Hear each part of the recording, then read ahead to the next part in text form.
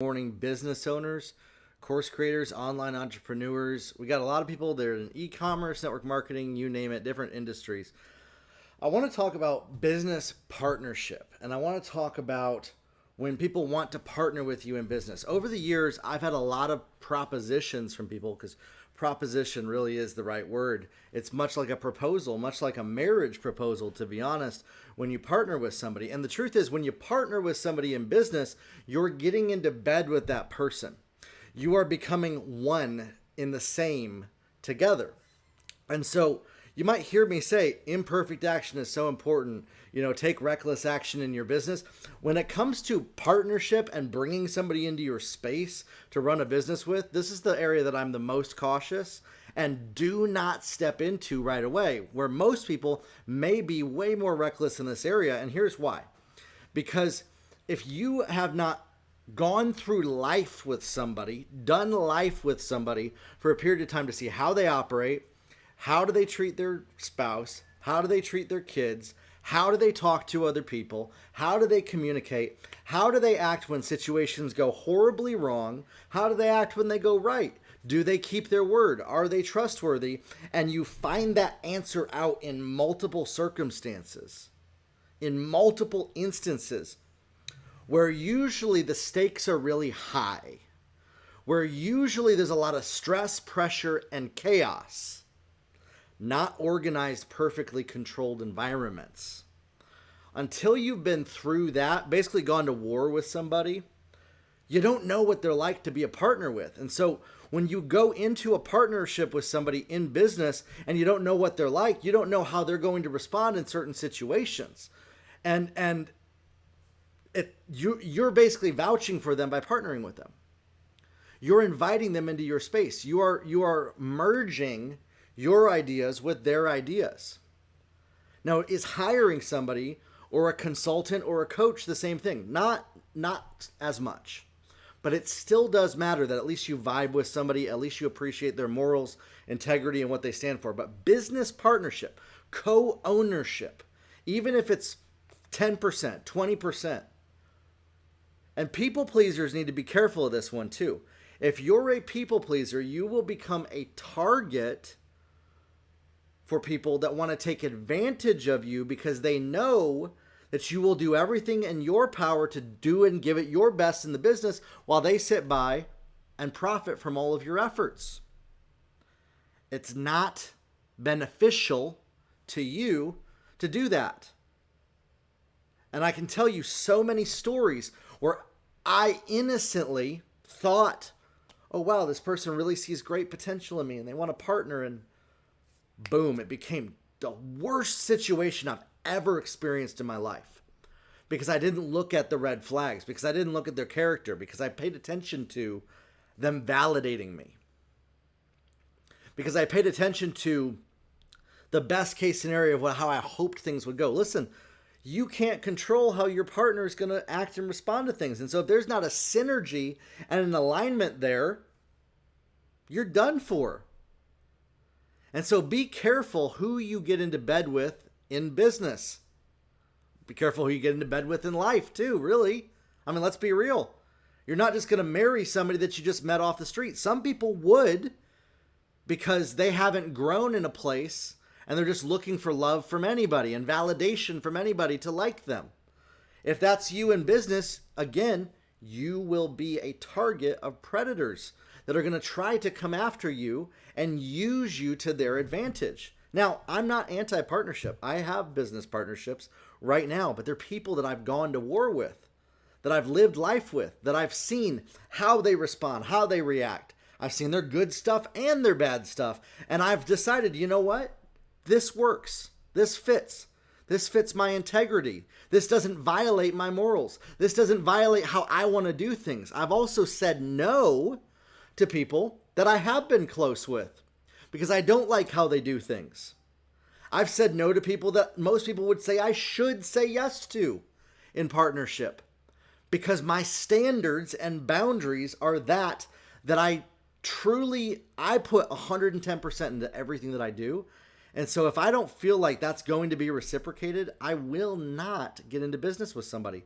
And if I think that there's attitude issues or personality conflicts, I don't get into business with somebody. At the top level, this stuff matters. It does.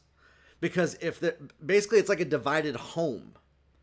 If you're in partnership with somebody and there's a division on the leadership and they don't get along with things and there's not a common vision, it'll go nowhere. It'll stall. And so you have to know that you're aligned with people that can run the race with you, that can go the long haul with you if you're going to partner with them. And so you absolutely should be careful who you partner with in business. I've had people recently reaching out to me to become a business partner with them, and I've said no. Because it's just not a good fit. I can tell it's not a good fit, and I'm not willing to take that risk. The other thing is this, check this out. If you're focusing on too many business ideas all at once, they will all get crumbs of your focus. And so for me, I'm focusing on a specific business, and some partnerships that help that business, I will step into. But I don't have time to step into a different industry that's unrelated to what I'm doing, just because somebody thinks it's a good idea and thinks they could benefit from it.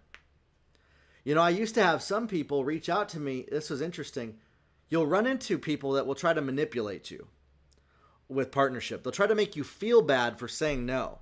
I had a guy about 2 years ago be like, well, clearly because you don't want to partner with me, you don't know what you're doing and your methodologies don't work, is what he told me. And back then, I was seeking so much validation that it hurt me to hear that.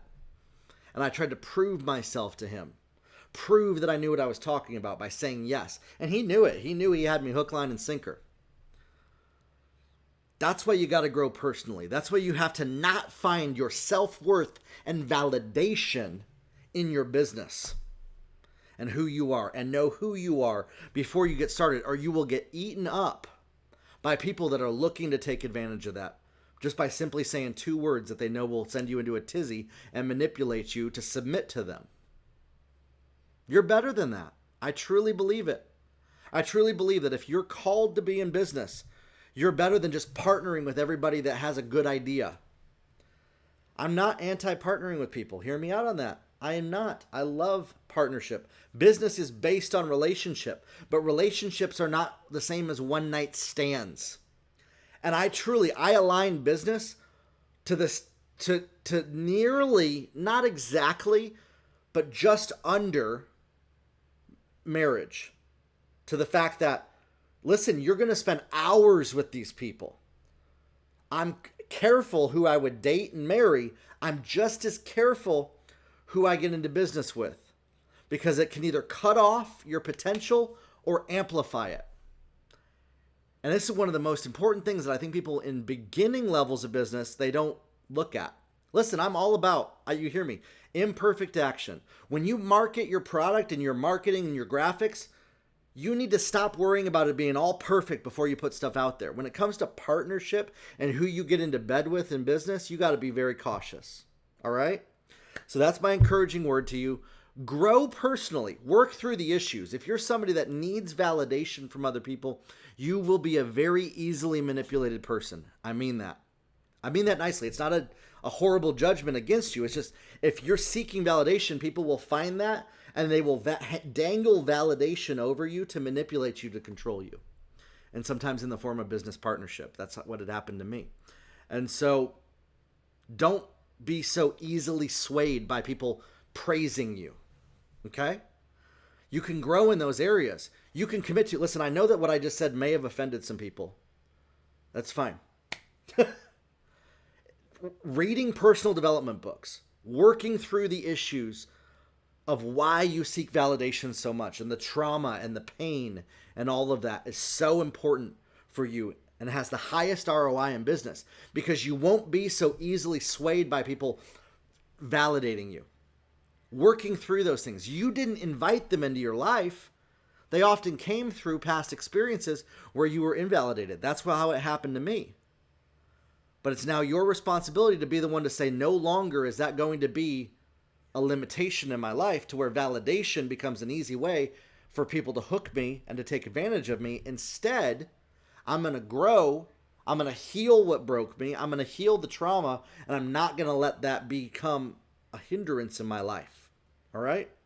So, I hope this encourages, maybe challenges you in some big ways. Be cautious and careful who you get into bed with in business. Not everybody who's got a good idea, like 99% of people really, are not worth getting into partnership with at all, ever. But at the same time, when you can heal, you can open up to the ones that are good. And as I've healed and grown, I can see and recognize there's a criteria that I have for who I want to get into partnership with, and I love it. And those are brilliant relationships. Brilliant. They're thriving. They're growing. They're 10 and 20xing on a regular basis. Those are the partnerships that I want. Not the ones that are hard work, that we got to grind against each other and try to make something happen. It's a waste of time. Talk soon, everybody. Have a good one.